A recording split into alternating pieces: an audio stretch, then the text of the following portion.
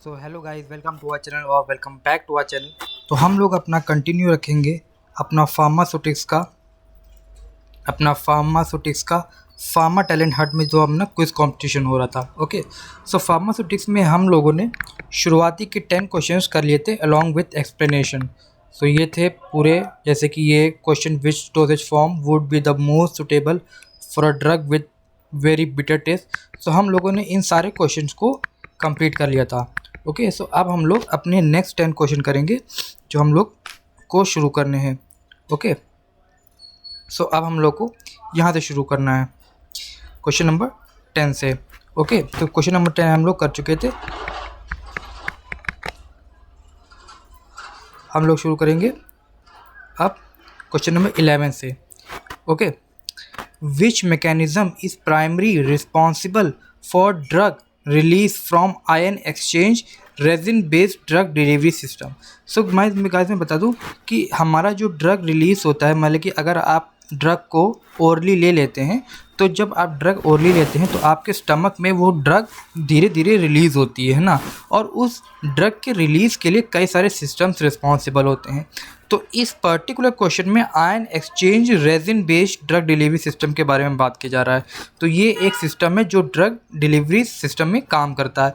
सो अगर जब आप अपने आपके स्टमक में जब वो ड्रग जाएगी, जैसे कि मान लीजिए आपका स्टमक है, तो ये ड्रग जग जाएगी, तो इस डिलीवरी सिस्टम के थ्रू ये काम करेगी और अपना जो मेडिकामेंट है वो स्लोली रिलीज़ करेगी। तो क्वेश्चन में ये पूछा है कि कौन सा प्रोसेस है, कौन सा मैकेनिज्म है जो इस मैकेनिज्म, मतलब कि इस डिलीवरी सिस्टम को सपोर्ट करता है, मतलब कि कौन सा सिस्टम है जो इस डिलीवरी सिस्टम में काम करता है। ए है डिफ्यूजन, इरोजन, ऑस्मोसिस या आयन एक्सचेंज। ओके, तो देखते हैं आंसर क्या है। आंसर है आयन एक्सचेंज। ओके, तो इसका ऑप्शन होगा डी, आयन एक्सचेंज। तो अब थोड़ा समझते हैं।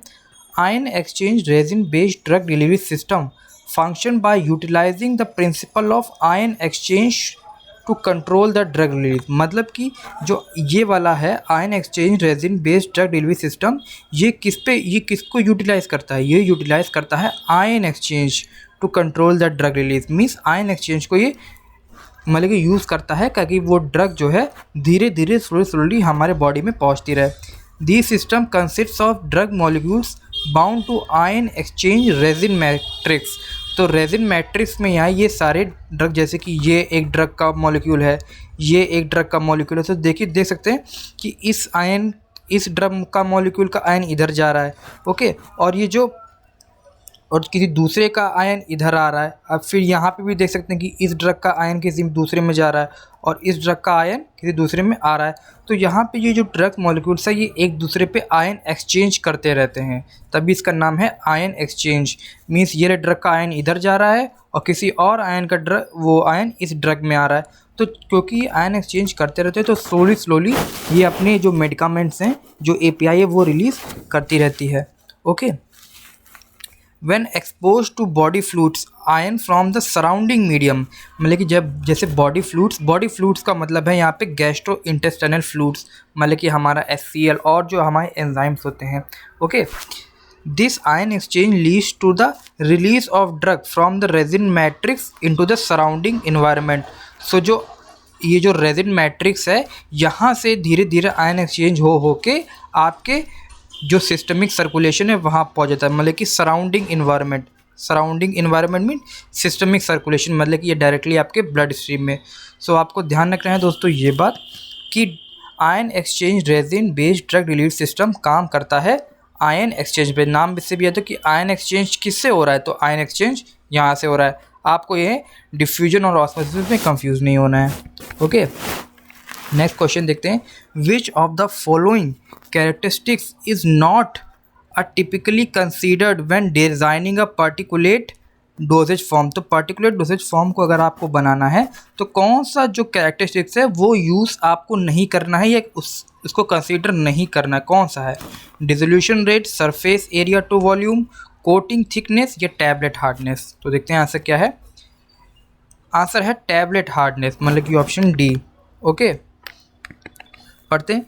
Particulate dosage forms such as pellets or microspheres consist of small units, मतलब कि जो आप ये देख सकते हैं कि ये एक कैप्सूल है, तो जो इसके अंदर जो छोटी छोटी पैलेट्स हैं, मीन्स जो छोटी छोटी आपकी स्पीयर शेप में मेडिकमेंट्स देख रहे होंगे, यही इन्हीं के कहते हैं मल्टी पार्टिकुलेट डोसेज फॉर्म, मतलब कि जो पैलेट्स हैं इसके अंदर कैप्सूल के अंदर, उन्हीं को कहते हैं मल्टी पार्टिकुलेट डोसेज फॉर्म। तो क्या है इसके एग्जांपल्स? पैलेट्स जो इसके अंदर है, या माइक्रोस्पियर्स भी हम लोग यूज़ करते हैं एक एडवांस मेडिसिन में।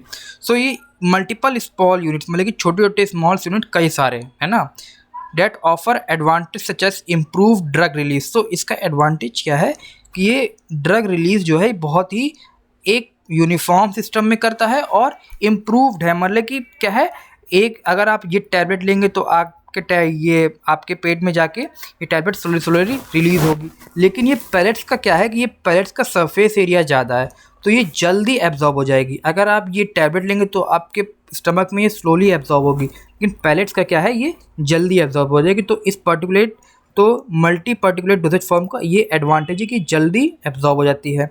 तो जो टैबलेट हार्डनेस है वो हम लोग यूज़ नहीं करते हैं while designing the particulate doses form. तो अगर आपको मल्टी पार्टिकुलेट डोजेज फॉर्म बनानी है तो आपको टैबलेट फॉर्म के बारे में ज़्यादा कंसीडर नहीं करना, क्योंकि ये ज़्यादा इंपॉर्टेंस नहीं देता है। एट द सेम टाइम आपको dissolution rate, surface area to volume ratio और कोटिंग थिकनेस सबका ध्यान रखना है, लेकिन टैबलेट हार्डनेस का ध्यान नहीं रखना, क्योंकि ये मैटर नहीं करता है। ओके, नेक्स्ट क्वेश्चन पढ़ते हैं। Which of the following factor is not typically considered in the designing of a liposomal drug delivery system? तो अभी हमने पढ़ा था ion exchange drug delivery system, यहाँ पे दूसरा ड्रग डिलीवरी सिस्टम है, यह है लिपोसोमल ड्रग डिलीवरी सिस्टम।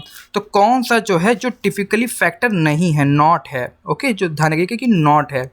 तो lipid composition, particulate size distribution, osmotic pressure या सरफेस चार्ज। तो एक्सप्लेनेशन है ऑस्मोटिक प्रेशर। तो ऑस्मोटिक प्रेशर को हम लोग ध्यान नहीं देंगे। अगर आपको लिपोसोमल ड्रग डिलीवरी सिस्टम बनाना है तो आपको ऑस्मोटिक को ज़्यादा कंसीडर नहीं करना है। ओके, थोड़ा सा पढ़ते हैं।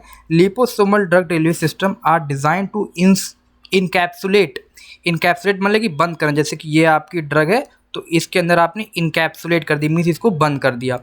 Drugs with in lipid by layers, तो लिपिड की बाय लेयर्स में होता है। जैसे कि ये आपकी ड्रग है तो आपकी लिपिड के बाय लेयर्स में ये आपने इनकैप्सुलेट कर दी। कंट्रोल्ड रिलीज होता है इसमें और टारगेटेड ड्रग डिलीवरी होती है। कंट्रोल रिलीज में स्लोली आपके हिसाब से वो रिलीज़ होगा, और टारगेटेड डिलीवरी मतलब कि जिस टारगेट ऑर्गन पे आपको करना है वहीं जाएगी। फैक्टर जैसे lipid composition, particular size distribution और surface area are commonly considered in designing liposomal formulation, मतलब कि ये तीनों पॉइंट्स बहुत इंपॉर्टेंट है और आपको इसे कंसीडर करना है लिपोसोमल ड्रग डिलीवरी सिस्टम बनाते समय। लेकिन सरफेस चार्ज का आपको ध्यान नहीं रखना, क्योंकि इसका कोई मैटर करता नहीं है। तो दोस्तों आपको ध्यान रखना है कि लिपोसोमल ड्रग डिलीवरी सिस्टम में सरफेस चार्ज मैटर नहीं करता है। ओके, नेक्स्ट क्वेश्चन पढ़ते हैं। Which of the following property is not typically considered while when formulating a polymeric micelle drug delivery system. So micelle drug delivery system में कौन सा जो है वो नहीं यूज़ होता है? ओके, वो है ऑस्मोटिक प्रेशर। सो ऑस्मोटिक प्रेशर हम लोग यूज़ नहीं करते हैं जब हम लोग को बनाना है polymeric micelle drug delivery system. Okay, so polymeric drug delivery system are form by self assembled of amphiphilic block copolymers in aqueous solution. So यहाँ पे क्या होता है, सेल्फ असेंबली होती है, मतलब खुद से ही ये साथ आते हैं, of amphiphilic block of copolymers होते हैं। ओके, और किस में होता है, एक्वस सोल्यूशन मीन्स वाटर के सोल्यूशन। Creating a structure where hydrophobic drug molecules can be encapsulated. जो हाइड्रोफोबिक मतलब होता है water fearing. Hydro means water, phobic means fearing.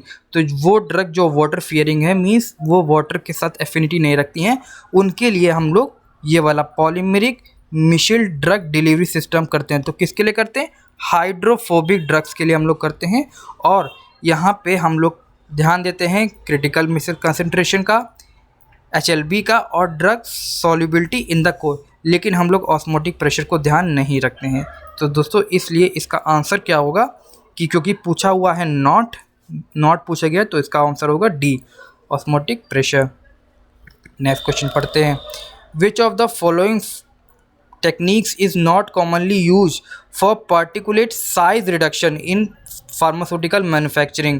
तो हम लोग क्या करते हैं, जो हमारा ड्रग होता है उसका साइज़ हम लोग रिड्यूस करते हैं। तो कौन सी जो वो टेक्निक है जो हम लोग यूज़ नहीं करते हैं जब हम लोग को साइज़ रिड्यूस करना होता है। ओके,